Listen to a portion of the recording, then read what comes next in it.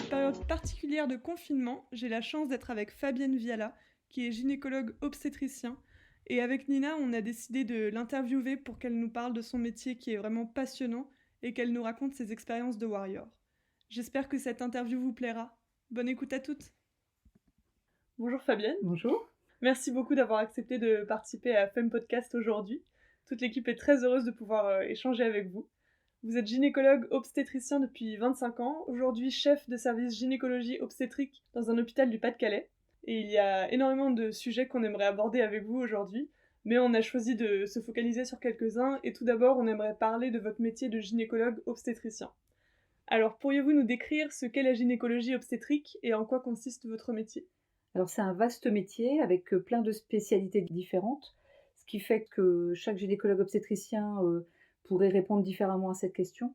Le mien en tout cas consiste à faire à la fois de l'obstétrique et donc de m'assurer du suivi des patientes enceintes et de pratiquer les accouchements ou les césariennes nécessaires dans ce cas-là, mais aussi de faire de la gynécologie, et là-dedans on inclut aussi bien des suivis de gynécologie médicale que des prises en charge chirurgicales.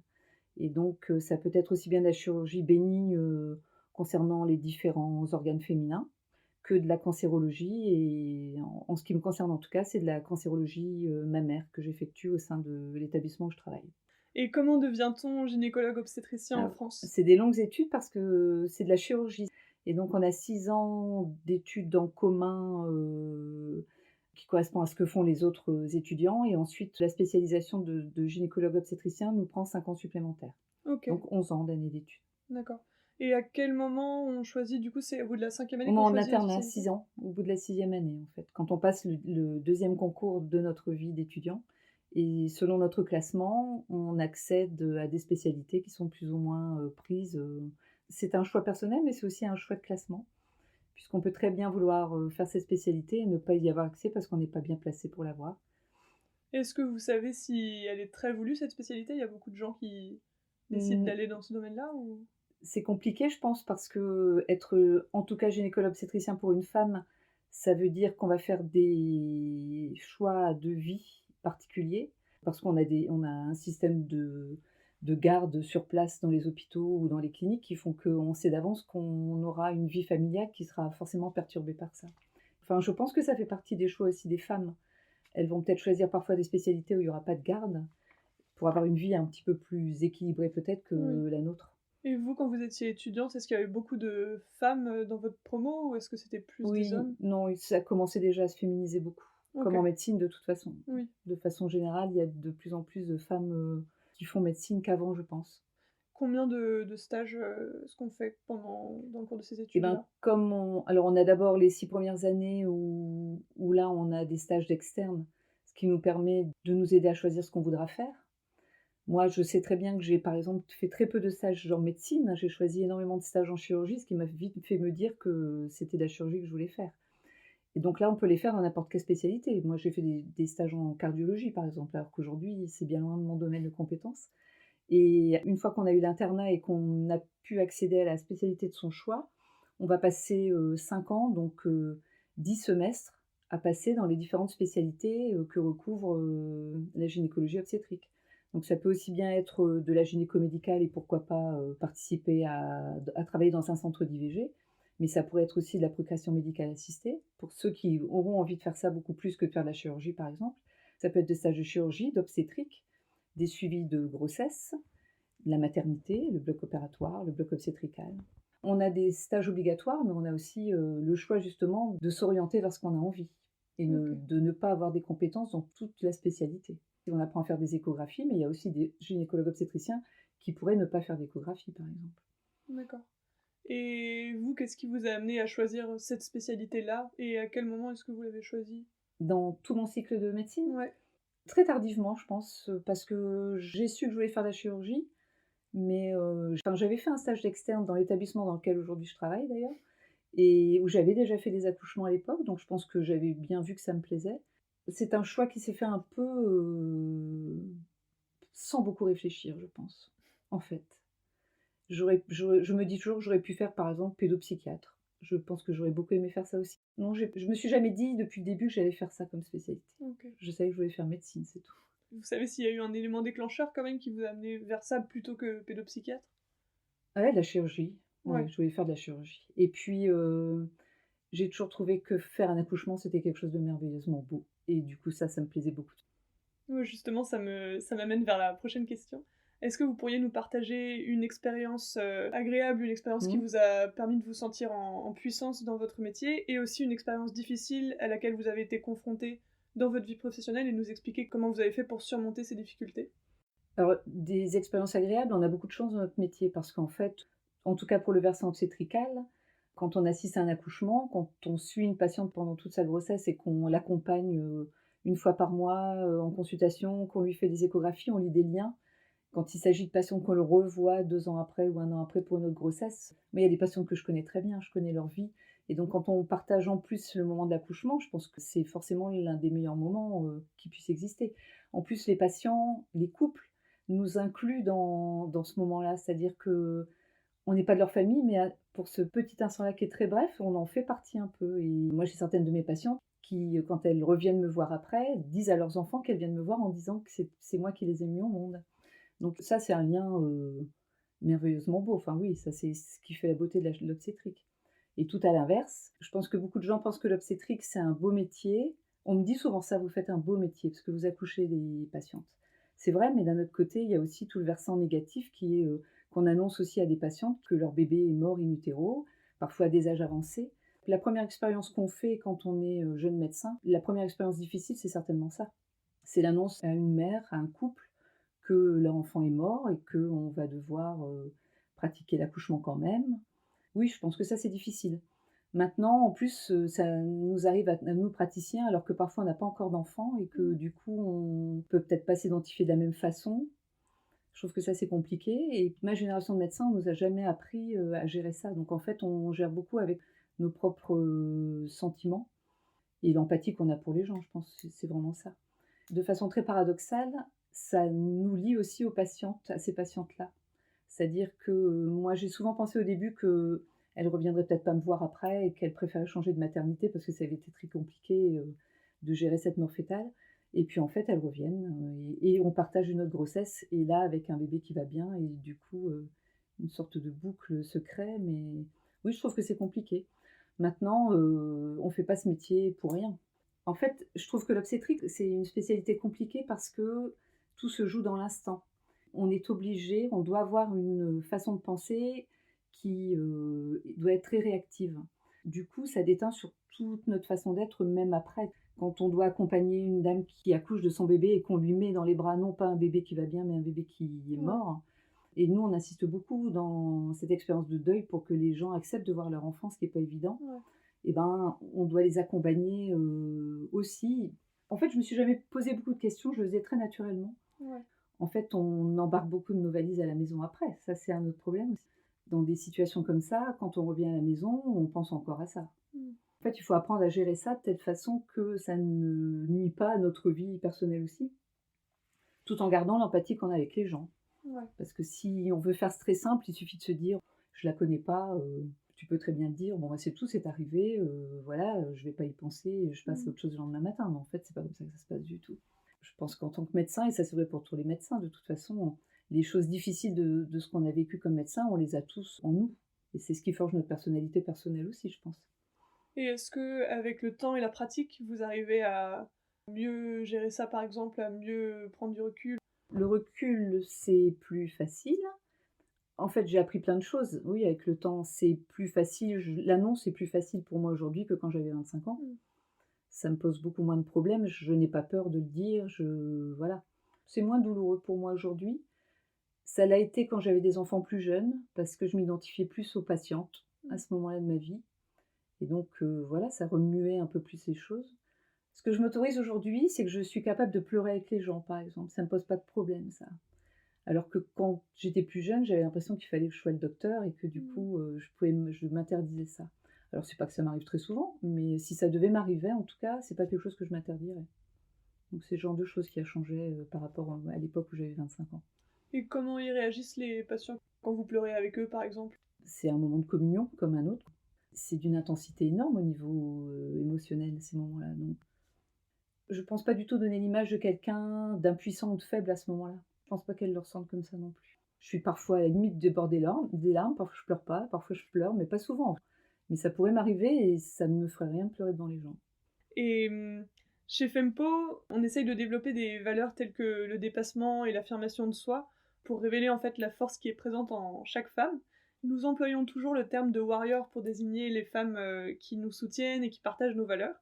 En tant que médecin, gynécologue, obstétricien, vous qui prenez soin des femmes, qui faites naître des bébés, qui accompagnez et opérez les femmes qui souffrent de cancer, vous êtes également un exemple de warrior. Alors on aimerait vous demander, quel type de warrior êtes-vous?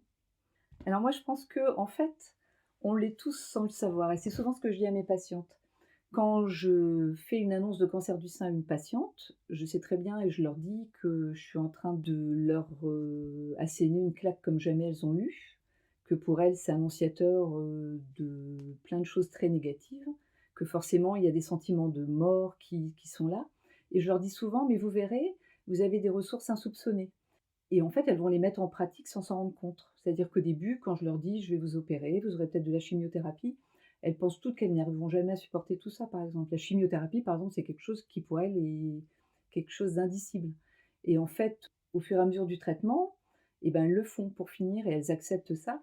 Oui, moi, je pense sincèrement qu'on a tous et toutes des ressources et moi, je suis comme les autres. C'est-à-dire que j'ai appris en travaillant à les utiliser et j'en ai besoin au quotidien. Donc, de toute façon, aussi bien dans ma pratique, chirurgicale que dans ma pratique d'obstétrique et puis aussi dans ma pratique de chef de service, par exemple, forcément. Donc à tout niveau, j'en ai besoin, mais ça devient naturel. Mais je pense que quand on réfléchit bien, moi quand j'en parle avec mes amis qui sont médecins, on a tout un caractère un peu affirmé. Mais je pense que c'est parce qu'on est obligé dans notre pratique professionnelle de l'être. Et du coup, ben, ça coule de source, quoi. C'est comme Mmh. ça. Mais je me sens pas différente des autres. Je pense que chaque métier, chaque profession est différente. Alors nous, on est un peu plus exposés peut-être, on a l'impression qu'on fait des choses un peu plus extraordinaires parfois. En tout cas, les patientes ont ce regard-là sur nous. Il y a des gens qui font des choses, aussi belles ou aussi difficiles, dans d'autres métiers. Quand je travaille, j'ai l'impression je suis pas en lutte permanente, mais je suis en permanence en train d'essayer de faire le mieux pour les gens. Donc en fait, tu es toujours dans ta tête en train de te dire: «Il faut pas que j'oublie telle chose, il faut que je pense à telle chose, il faut que je fasse attention à elle». C'est une sollicitation de tout ce que tu sais au niveau de ton intellectuel, mais aussi de tes ressources physiques qui sont mis à rude épreuve au quotidien, mais c'est au quotidien ça. Et comment vous faites pour réussir à gérer tout ça? Est-ce que vous avez des méthodes, des techniques? Quelque chose que vous avez appris pendant vos études ou qu'un mentor aurait pu vous dire, que vous vous remémorez pour, dans les Non, moments difficiles, à réussir à tirer le positif de ces non, épreuves et aller de l'avant? alors là pour le coup, je sais pas du tout. Sans aucune prétention, je pense que j'ai beaucoup de force, psychologique. J'ai simplement besoin, quand il y a eu des choses difficiles, d'exorciser ça en parlant beaucoup. Tu le sais bien, tu le vois bien. Mais hormis ça, c'est tout. Et après, je vais m'évader, j'ai besoin de m'évader par la lecture, par des choses comme ça. Mais quand je suis en train de travailler, je travaille et du coup, je me pose pas 10 000 questions, Mmh. en fait. J'ai un job à faire, je le fais. C'est vrai, hein, et du coup, même si je mange pas, même si je travaille 15 heures d'affilée, c'est même pas un problème. Je me dis même jamais: «Je suis fatiguée». Je m'autorise à être fatiguée quand j'ai fini, en Ouais. fait. C'est peut-être là où Vous je avez pas le temps suis d'être warrior. fatigué. Bah non, j'ai pas le temps d'être fatiguée, en fait. Il y a des journées où tu as pas le temps. Donc en fait, tu es pas fatiguée, c'est tout. De toute façon, je le vois bien, ma fatigue arrive quand j'arrête, Mmh. mais je ne suis pas fatiguée quand je travaille. Je pense que c'est mentalement, mais je sais pas à quoi ça tient, parce que pareil, on n'a jamais eu de cours là-dessus, à la fac. J'ai fait du sport. Est-ce que le sport, quand je faisais des compétitions, t'oblige aussi un petit peu à vouloir être gagnante, à vouloir avancer là-dedans? Mais non, moi, quand je suis au travail, je fais mon boulot. Je fais pas mon boulot pour faire mon boulot, je fais ce que j'ai à faire pour les patients, en fait. Mmh. Je veux soigner les gens et je fais tout ce qu'il faut pour les soigner le mieux possible.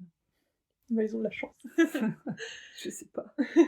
Et à travers votre métier, justement, vous prenez soin des femmes. Qu'est-ce que vous souhaitez transmettre aux femmes par votre pratique? Bah, en fait, on se transmet beaucoup de choses l'une à l'autre. C'est-à-dire que j'ai la chance maintenant de travailler. En plus, je travaille dans le même établissement depuis 25 ans, donc les gens sont fidèles en gynécologie obstétrique. Moi, il y a des gens que je connais maintenant, parfois depuis plus de 20 ans. Je commence à voir des jeunes filles que j'ai suivies dans le ventre de leur mère. C'est rigolo ça. La première chose qui me vient, c'est que la transmission, c'est la parole. Moi, je leur dis souvent qu'il faut qu'on parle, hein. Alors, les femmes le font plus facilement que les hommes, je trouve. J'ai des consultations à rallonge. Les gens viennent me voir en consultation avec un bouquin parce qu'elles savent que je serai jamais à l'heure. Mais en fait, je trouve que une grande part de ma consultation, c'est aussi de parler avec les gens, leur donner, à ces femmes un endroit où elles peuvent parler, où elles peuvent dire ce qu'elles ont à dire, où elles n'auront pas peur de parler de sexualité, en gynéco de troubles urinaires, en cancéro, de pouvoir me dire que c'est si compliqué d'avoir perdu ses cheveux et que le regard de leur mari, après une chirurgie du sein, c'est compliqué. Moi, c'est ça que je veux leur offrir en premier, c'est un endroit où elles pourront parler avec moi. La parole, je trouve que c'est très important. Parce que les femmes, moi je me rends compte aussi, je vois parfois des jeunes femmes pour la première fois en consultation, ça me fait toujours sourire ça. Mais je vois bien qu'elles me sondent en fait, c'est-à-dire qu'elles me laissent mener mon interrogatoire, elles me parlent pas parfois de tout ce qu'elles ont à me dire manifestement, on fait la consultation, et puis après, quand on va se rasseoir et que systématiquement je pose comme question, mais est-ce que vous avez des questions? D'un seul coup ça sort, tu vois, et elles vont me dire, ben oui justement, est-ce que c'est normal que, quand j'ai un rapport, j'ai mal à tel endroit? Alors que quand je fais mon interrogatoire de départ, elles m'en parlent pas. Donc je pense qu'elles ont besoin de se sentir en sécurité aussi, les femmes, en consultation, en tout cas. Et puis après, c'est beaucoup plus médical, c'est de se dire, que ce qui est important, c'est qu'elles comprennent qu'il faut qu'elles se fassent suivre, qu'il faut qu'elles viennent en consultation même si ça va bien, que le dépistage, c'est important en médecine. Il y a trop de femmes parfois un peu plus âgées qui attendent avant de venir, qui aient plein de symptômes et qu'elles ne viennent parfois pas assez tôt nous voir en consultation. Les patientes oublient parfois que la gynécologie en tout cas, et en cancérologie c'est un peu pareil, non plus la gynéco c'est une consultation de dépistage et qu'elle doit venir même quand tout va bien. Donc ça c'est quelque chose que j'essaie de faire passer aussi. Et après aux toutes jeunes femmes, je parle beaucoup de contraception, d'infections sexuellement transmissibles. Maintenant, j'évoque plus quelque chose que j'évoquais pas avant, c'est les problèmes de fertilité aussi. On nous apprenait pas à parler de ça. C'est-à-dire à dire à une jeune femme, est-ce que vous comptez avoir des enfants? Faites attention, après 30 ans, 35 ans, votre fertilité, elle va changer. Pourquoi on vous apprenait pas à parler de ça avant? Bah parce que ça faisait pas du tout partie des cours qu'on avait, mais pas du tout. Enfin, on voit que c'est en train de changer au niveau générationnel, mais c'est pas du tout quelque chose dont on parlait. Après, moi, je fais pas non plus de procréation médicale assistée. S'il y a un milieu que je connais pas, c'est vraiment celui-là, je le connais pas du tout. Dans ma pratique au quotidien, c'est pas du tout quelque chose auquel je pensais forcément, à parler, il y a quelques années et que je fais un peu plus volontiers maintenant parce que je vois aussi des patientes plus âgées, pas enceintes. C'est-à-dire que je vois des gens à 26 ans, 27 ans n'ayant jamais eu de grossesse encore. Donc j'y pense un peu plus. Est-ce qu'il y a une autre expérience que vous avez envie de partager par rapport à votre métier? Est-ce qu'il y a un conseil que vous voulez donner aux femmes de la communauté FEMPO, parce que c'est toutes des patientes aussi? Si je reste dans mon créneau de médecin, c'est vraiment leur dire de trouver un praticien avec qui elles seront à l'aise, en tout cas si on parle de gynécologie d'obstétrique, et avec qui elles pourront aborder tout ce dont elles ont envie de parler, ce qu'elles ne font pas facilement. Et c'est difficile à 17 ans de parler de sexualité, par exemple. C'est très bizarre, il y a des jeunes femmes de 15 ans qui vont en parler très facilement, et des jeunes femmes de 25 ans qui n'y arriveront pas du tout, ou de leur douleur. Le côté naturel de tout ce qui est gynéco est parfois difficile. On est impressionné devant le médecin ou on n'ose pas. Il y a des médecins qui prennent pas le temps aussi. Et ben, il faut forcer les médecins à vous écouter, je trouve. Il faut désacraliser le métier et se dire qu'on est des hommes ou des femmes comme les autres et qu'on est là aussi pour les écouter. Moi, je dirais ça, je pense. Et après, le dépistage, c'est tellement important en gynéco. De faire ses frottis à partir de 25 ans, de faire ses mammographies à partir de 50 ans. Est-ce qu'il y a une dernière chose que vous avez envie de dire aux femmes de la communauté FEMPO par rapport à votre métier, une dernière expérience à partager? Une autre facette de mon métier que j'aime beaucoup, mais ça c'est du fait aussi de le caractère hospitalier de mon travail, c'est la formation des internes et des jeunes médecins. J'aime beaucoup partager mon savoir et j'ai toujours trouvé que mon métier c'était aussi un compagnonnage et que j'ai l'impression de passer le flambeau aux autres et à la fois de progresser parce que les jeunes m'amènent beaucoup d'influence positive et de dynamisme. J'espère, moi, leur apporter mon expérience. Et après, ce que j'aime faire aussi, c'est quand les externes viennent avec nous en consultation, ils nous voient à parler aux autres, parler aux malades. Et je trouve que ça, c'est important aussi. Parce que justement, ça s'apprend pas dans des cours. Et donc, l'externat, toute cette partie-là, toute cette externat, c'est important aussi parce que ça leur permet de regarder les autres travailler. Et ils apprennent aussi peut-être comme ça. Quand on parlait des expériences, moi, j'ai appris nulle part comment gérer une annonce d'un cancer du sein ou d'une morphétale in utero, mais j'ai vu les autres le faire peut-être, et que ça m'a permis peut-être de faire un choix dans ce que moi je voulais dire ou pas dire, ou me comporter par rapport à ça. D'accord. Et vous accompagnez combien d'internes ou externes On a en habituellement général, alors ça dépend des structures hospitalières, nous on a 2 externes et un interne, donc qui font les externes font 1 mois et demi, les internes restent 6 mois avec nous. Ok. Et les assistants restent 6 mois aussi, donc ils ont temps aussi de nous voir évoluer. Et dans un hôpital, il y a différents médecins, donc en plus, ils voient différentes façons de faire. Donc ça, c'est bien aussi pour eux. Je pense que c'est comme ça que notre travail se fait.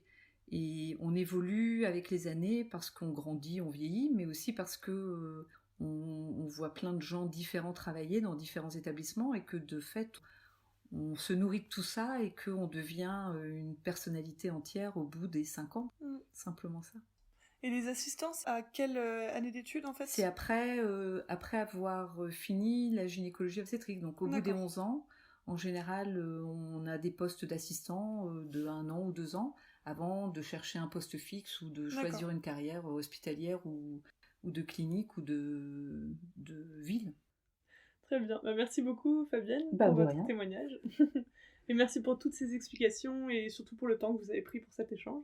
C'était vraiment très intéressant pour moi de discuter avec vous et je suis sûre que ça va permettre aux femmes de la communauté FEMPO de mieux comprendre le métier de gynécologue obstétricien. Alors merci. Merci. On espère que cet épisode vous aura plu. On a aussi profité d'être avec Fabienne pour parler d'endométriose et lui poser toutes nos questions sur cette maladie, son origine, ses traitements, son diagnostic. Vous saurez tout dans l'épisode de mardi prochain. En attendant, on se retrouve jeudi avec Nina pour un épisode capsule sur la première fois et le plaisir féminin. Et si vous avez des idées de thèmes que vous voudriez qu'on aborde, n'hésitez surtout pas à nous envoyer des messages ou des commentaires. À très bientôt les Warriors!